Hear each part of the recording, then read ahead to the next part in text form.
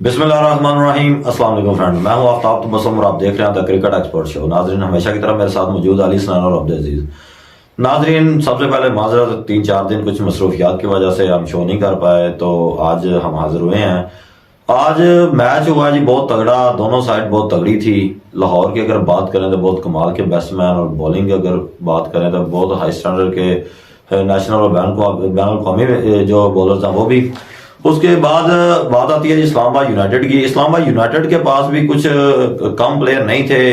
Batsman अगर ले उनके तो एक से एक बढ़कर वर्ल्ड क्लास बैट्समैन उनके पास था, लेकिन आज उनकी जी दाल नहीं गल सकी लाहौरियों की बॉलिंग के आगे। लाहौर ने पहले खेलते हुए कि अच्छा टारगेट बोर्ड पे लगा दिया था, जो कि चीजेबल था, नामुमकिन नहीं था, लेकिन काफी अच्छा टारगेट था। जिसके बाद में इस्लामाबाद यूनाइटेड उसका ताक़ब करते हुए तकरीबन मेरा ख्याल है कि 2 हिस्से स्कोर कर सकी है। तो एक लंबे चौड़े रन से मैच हारी इस्लामाबाद। इस पे आज बात करेंगे, और बात करेंगे जी पाकिस्तान क्रिकेट के एक प्लेयर के बेटी की विलादत हुई है, वो कौन से प्लेयर हैं वो आप लोगों को बताएंगे। उसके बाद हम बात करेंगे जी कल जो मैच खेला गया पेशावर और लाहौर के दरमियान। शहनशाह अफरीदी ने PSL में दूसरी बार एक उम्दा बॉल के साथ एक ही बॉल जो कंसीडर की जा रही है, बाबर आजम को आउट किया है। उस पे वकार यूनुस का एक बयान आया है, वो क्या बयान है वो आप लोगों को बताएंगे।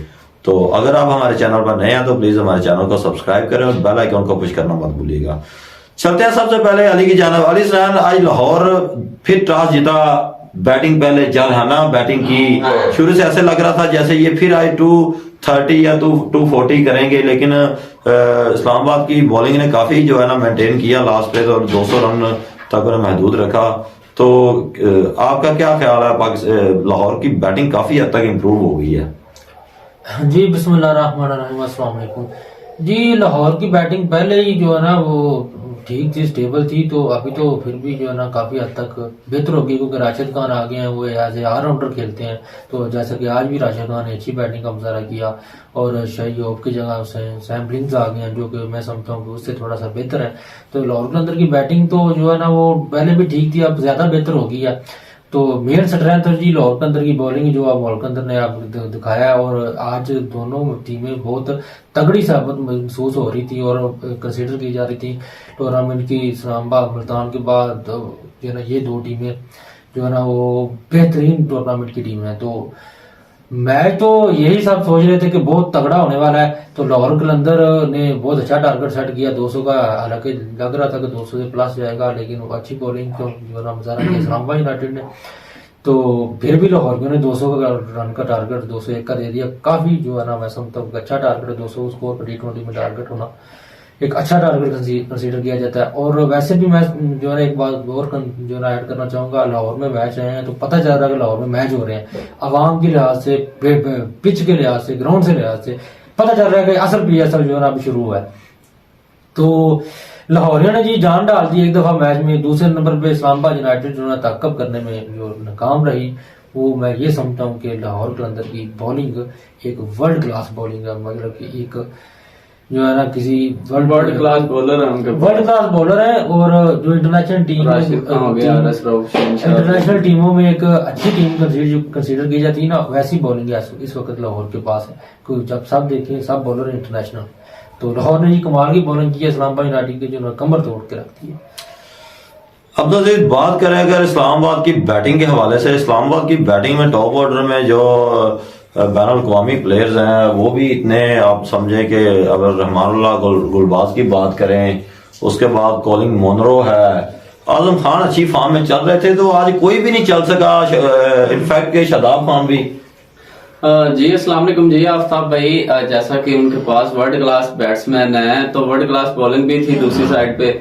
तो मैं समझता हूँ कि जो इस्लामाबाद की बैटिंग है PSL में सबसे ज्यादा और सबसे स्ट्रॉन्ग बैट्समैन इनके पास हैं। जिस तरह आप बात कर रहे हैं, कॉलिन मुनरो है इनके पास, फिर वैन डर डुसन है साउथ अफ्रीका के, जो कि हालिया बहुत अच्छे खेल रहे हैं। बिल्कुल इन फॉर्म में है। तो उसके बाद आजम खान के पास, फिर आसफ अली हैं, मतलब इनकी बैटिंग लाइन हसन अली तक थी। फ़हीम अशरफ। फ़हीम अशरफ थे, चलो वो तो आज उन्होंने ना, हालांकि चाहिए था कि उन्हें पता मैच तो हाथ से निकल गया, फिर भी वो बॉल स्टॉप कर रहे थे। तो इनके पास बैटिंग की कोई कमी नहीं थी कि इनके पास कोई हिटर नहीं है, या वो सारे रहमानुल्लाह गुरबाज का नाम सॉरी छोड़ के, वो भी आजकल बहुत इन फॉर्म में है।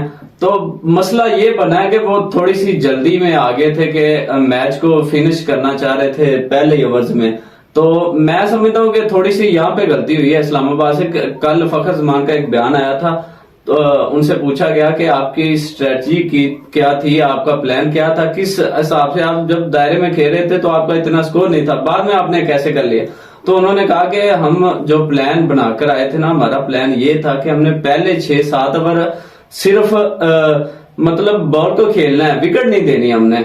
तो आज भी लाहौर कलंदर ने वैसे ही किया है, मतलब पहले 6 ओवर में आप देखें उन्होंने विकेट नहीं दी। खुद फखर अगर हम आपकी इस बात पे बात ना करें, वो आउट हो गए थे कल। नहीं आउट एक अलग बात है। कल जो है ना थोड़ा सा उन्होंने स्टॉप वाले ज्यादा खेली, आज तो फिर भी कुछ जारहाना क्रिकेट खेली है। 6 ओवर, पहले 6 ओवर में मैं 50+ रन थे 6 ओवर में आज लाहौर के। बिल्कुल 60 रन थे भाई। लाहौर आज भी उतना स्कोर कर सकता था, लेकिन जब बात उनके मिडिल ऑर्डर पे आई है ना, मिडिल ऑर्डर थोड़ा सा उनका स्ट्रॉन्ग नहीं है, टॉप ऑर्डर उनका बहुत कमाल का है। तो जब मिडिल ऑर्डर पे बात आई है तो वो थोड़ा सा ना फ्लॉप हो गया है, वरना स्कोर आज भी लाहौर कलंदर ने इतना ही करना था। मिडिल ऑर्डर की अगर बात करें लाहौर कलंदर की, तो डेविड विजय थोड़ा सा टच में नजर आए हैं, लेकिन वो 2 बाउंड्रीज के बाद ही जो है ना आउट हो गए हैं। लगता है ऐसे था जैसे डेविड विजय थोड़ा सा मैच को ना एंड तक ले जाएंगे। लाहौर कलंदर के पास जो है ना वो मिडिल ऑर्डर में काफी सारी ऑप्शन है। आप देख लें, डेविड विजय का ऑडिटर के तौर पे माना जाता है और राशिद खान भी का ऑडिटर के तौर पे माना जाता है। तो और देखा जाए तो किसी हद तक सिकंदर रजा भी वो अच्छी ऑडिटिंग कर लेते हैं। तो लाहौर के पास काफी ऑप्शन पड़ी होती हैं। तो सैम ब्लिंग्स ने जो सही हॉप की जो खाली जगह पूरी की है, मुझे लगता है ये हैरी ब्रोक का जो खाली खाना था ना, इन्होंने फिल कर दिया। हैरी ब्रोक का तो हम नहीं कह सकते, क्योंकि हैरी ब्रोक सैम ब्लिंग्स से काफी बेहतर समझे जाते हैं और अच्छे प्लेयर भी हैं, लेकिन शाही हॉप से जो है ना वो अच्छे ही साबित हो गए। आज भी नहीं हैरी ब्रोक, मैं समझता हूँ कि सैम ब्लिंग्स अगर उतना बड़ा प्लेयर नहीं है, लेकिन खेलने में आज के मैच में देखे सैम ब्लिंग्स का, आज उन्होंने 23 बॉल पे 33 बॉल पे 33 रन है। तो मैं ये नहीं कह रहा कि वो बुरे प्लेयर हैं, लेकिन मैं ये कह रहा हूँ कि हैरी ब्रोक से कंसीडर करना थोड़ा सा मेरे साथ। हाँ, वो हैरी ब्रोक की वो कमी पूरी नहीं कर सकते, लेकिन जो शाही हॉप से ज्यादा बेहतर रह गए। और उनके पास वैसे भी अब्दुल्ला शफीक है, सहन तलत है, तो मैं समझता हूँ कॉम्बिनेशन। अच्छा, मुझे यार एक बात आप लोग मुझे दोनों बता दें जरा। अगर पहले बात करूं मैं इस्लामाबाद के हवाले से, तो अबरार अहमद उनके लेग स्पिनर है, उन्होंने इंग्लैंड को जो है ना वो सत्ते में डाल रखा था, उनकी आज पिटाई हो गई है। सने शदाब की पिटाई हो गई है। तो जब दोबारा खेलने आई है इस्लामाबाद यूनाइटेड और राशिद खान और आते हैं सिकंदर रजा स्पिन बॉल पे, तो इनको स्कोर ही नहीं लगता और ये विकेट भी निकाल जाते हैं। हालांकि इनको ड्यू फैक्टर भी था, ज्यादा मसला ड्यू का भी था। तो क्या बात है, ये शदाब खान थोड़ा सा आउट ऑफ टच जा रहे हैं, या ये दोनों ज्यादा अच्छे स्पिनर हो गए हैं जैसे राशिद खान और सिकंदर रजा है? जी आफ्ताब भाई, मैं समझता हूँ कि जब पहली बैटिंग थी तब उन पे कोई प्रेशर वगैरह भी नहीं था, और एक तो है ना ड्यू फैक्टर जो होता है वो भी नहीं था। फिर शदाब खान को पहले ओवर में विकेट मिल जाना। हाँ, लेकिन विकेट का मसला ये नहीं कि आप अगर विकेट ले लेते हैं बाद में आपको स्कोर नहीं लगता। तो आज देखे खुद जो अभी इस्लामाबाद के बॉलर थे अबरार अहमद, एक विकेट लेकर भी एक ओवर में 21 रन पड़ गए थे। विकेट का इतना मसला नहीं होता, बॉल में जादू होना चाहिए, ठीक है। तो वो मैं समझता हूँ कि जब बाद में ड्यू फैक्टर पड़ा है तो बॉल ज्यादा स्किट हो रही थी बनिस्बत पहले बैटिंग करने वालों के, ठीक है। तो मैं समझता हूँ ये थोड़ा सा ड्यू फैक्टर की वजह से उनकी बॉलिंग अच्छी होगी। चलो जी, लाहौर तो मेरा ख्याल है इस वक्त 2nd नंबर पे जा रहा है, ठीक है जी। मुल्तान सुल्तान अभी भी टॉप पे है। पेशावर ने कराची ने बड़ा ज्यादा अच्छा कम बैक किया। कराची की बात अगर हम करेंगे तो प्रोग्राम ज्यादा लंबा हो जाएगा, लेकिन इतना ही कहूंगा कराची में 2 प्लेयर आ गए हैं। अगर आप बात करें उसकी कौन है? तबरेज शमसी आ गए हैं। तबरेज शमसी की अगर बात करो, दूसरा उन्होंने जो अपना कौमी क्रिकेटर खिलाया बैट्समैन तैयब ताहर, उनके आने से काफी अच्छा कॉम्बिनेशन हो गया बॉलिंग में और बैटिंग में भी। चलो जी, कराची के लिए हमारी नेक तमन्नाएं हैं। चलते हैं अगली खबर की जानिब जो कि आ रही है जी क्रिकेटर के हवाले से। अली सनान, कौन से क्रिकेटर हैं जी जिनके बेटी की विलादत हुई है? जी बिल्कुल, चाचा इफ्तिखार जो ये देखें, ये अब चाचा ना बोले, उनके फैन को बुरा लगेगा मेरा नहीं, ख्याल है। वो उनके फैन को बुरा नहीं, वो वैसे भी चाचू के नाम से मशहूर है। चाचू नहीं, वो बुरा नहीं, मारिया के नाम वो खुद नहीं बुरा बनाते तो फैंस भी हाँ, इफ्ती मारिया जी, नया जो ब्रांड जो जारी हुआ है जी, इफ्ती मारिया चाचू इफ्तिखार के घर अल्लाह ताला ने जो है ना बेटी अता फरमाई है उन्हें। तो चलें जी, दुआ करते हैं अल्लाह पाक तो उनके नसीब से मेरे ख्याल से अभी शायद चाचू की जो है ना वो फॉर्म तो ज्यादा लग जाए, क्योंकि शायद अफरीदी का इससे पहले कहना था जब जब मेरे यहाँ बेटी की पैदाइश हुई है मेरी फॉर्म ज्यादा हुई है। ठीक है जी, तो वैसे भी बेटियों की जो रहमत होती है अल्लाह पाक की। चलते हैं अगली खबर की जानब जो कि वकार यूनुस के हवाले से आ रही है। अब्दुल वकार यूनुस ने शहंशाह अफरीदी की बॉल की तारीफ की है, साथ साथ बैट्समैन बाबर आजम के हवाले से बात कर दी। जी आफ्ताब भाई, सबसे पहले बात करेंगे, उन्होंने बात क्या कही है। वो कह रहे थे कि जो शहंशाह की ये बॉल थी, अगर ये बाबर नहीं खेल पाया तो दुनिया का कोई ऐसा बैट्समैन नहीं समझ रहा जो कि इस बॉल को खेल पाए। तो मैं समझता हूँ कि ये बात उनकी किसी हद तक बहुत ठीक है, लेकिन शहंशाह अफरीदी वही बॉलर थे। मैं पिछले काफी मैचेस में इंडिया के खिलाफ वो बॉलिंग करते रहे। विराट कोहली खेल जाते हैं पाकिस्तान के बॉलर्स को। विराट कोहली तो देखे ना जी, हम हमेशा से जब विराट कोहली और बाबर की बात करते हैं तो हम विराट कोहली को जो है ना जी सरफरस्त रखते हैं, क्योंकि बाबर आजम को अभी बहुत ज्यादा स्ट्रगल करनी है विराट कोहली जैसा बैट्समैन बनने में। क्योंकि वो तो चाहे स्पिन हो, ऐसे ही है, चाहे फास्ट बॉलर हो, वो तो चल है, लेकिन हमारे बाबर थोड़ा स्पिन से भी फंसते हैं।